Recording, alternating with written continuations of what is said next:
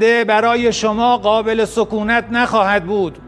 turagabisha abanyagihugu ba Israel mutegerezwa kuva mu bibanza byanyu mukarondera ubuhungiro kuko mu Misiri imbere aho muri ubuzima ntibuzuba bwishoboka. Uyu numuvugizi w'igisirikare ca Iran Reza Sayad aho yari kamenyesha ku bitero bya Iran kuri Israel bigiye kwiyongera, akaba yafashe n'akaryo ko gukebura abayahudi kuronderaho bahungira ama Misiri ya Iran. Ni intambara igeze ku munsi wa kane aho Israel na Iran bakomeje kurasana, ibintu bishobora gukomera mu misiza nkuko impande zose zibimenyesha. Mwijoro ryakeye igisagara ca Haifa mu buraruko bw'igihugu ca Israel caraye gisambuwe n'amamisire balistike yo muri Iran. Abantu batari bake bakaba bakomeje gupfira muri ibi bitero. Israel yagiriza Iran kuri kwica abasivile b'inzira karengane. Si Haifa honyene no mu gisagara ca Petat Kiva hagati mu gihugu ca Israel naho nyene hasambuwe n'ano mamisire y'abanya-Iran. Jerusalem, Tel Aviv naho nyene amamisire ava muri Iran yaraye akoze ibara.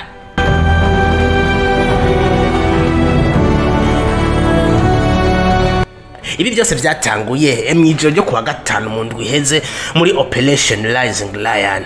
Israel yatangarije isi yose ko iyi operation yari yo guhagarika ibikorwa bya nucleaire byari ko bitegurirwa muri Iran bigamije kubangamira Israel. Umushikiranganje wa mbere wa Israel Benjamin Netanyahu ati turabizi ko kuva kera Iran yanihigira Israel ntibashaka ko tubaho, niyo mpamvu kuva kera bamye bagerageza gukora ibigwanisho ruhunyanganda byo kuturimbura. Muri iyi minsi twarosa amakuru ko mu gihe gito cyane bashobora kuzuza ibigwanisho ruhunyanganda, ibintu tudashobora kwihanganira kuko bibangamira umutekano w'igihugu cacu. Iyo Operation Rising Lion ya Israel yasambuye ibigo bya gisirikare bavuga ko byatunganya uranium bikanakora ibigwanisho ruhunyanganda, ndetse banica bamwe mu bashakashatsi bari ko banafasha muri ibi bikorwa hamwe n'abategetsi batatu bakomeye mu gisirikare ca Iran. Ariko hari ibindi bigo bikomakomeye bitigeze bikorwa ko nibi bitero bya Israel, na cyane cyane kusanga byinshi binyegeje munsi y'ubutaka.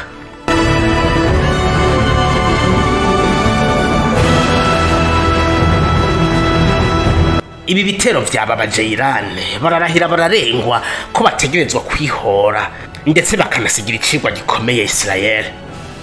Kugeza no munsi Iran ikomeza kurungika ama misile balistike, misile zikomeye cyane zigenda ku muvuduko w'ijwi.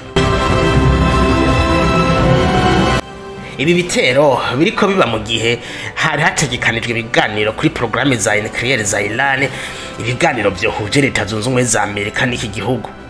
Umushikiranganje w'imigenderanire n'andi makungu wa Iran yatangaje ati Israel ntishaka ibiganiro ntikozwe ibijanye na diplomasi, kuba bateye igihugu cacu byatumye ibiganiro bihagarikwa.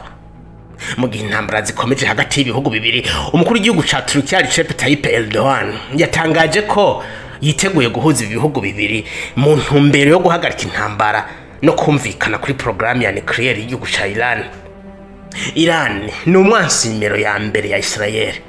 Iki gihugu ca Israel nicumva ukuntu Iran yotunga ibigwanisho ruhunyanganda hanyuma abayahudi bakaryama bagasinzira, kuko bafise ubwo bazobuza Iran gutunga ibigwanisho ruhunyanganda. Iyi ntambara izobashikana hehe? Ese urabona ko ishobora kuba imbarutso y'intambara ya gatatu y'isi yose? Nyandikira muri commentaire kandi ntibagire gufyonda hano hari like na subscribe.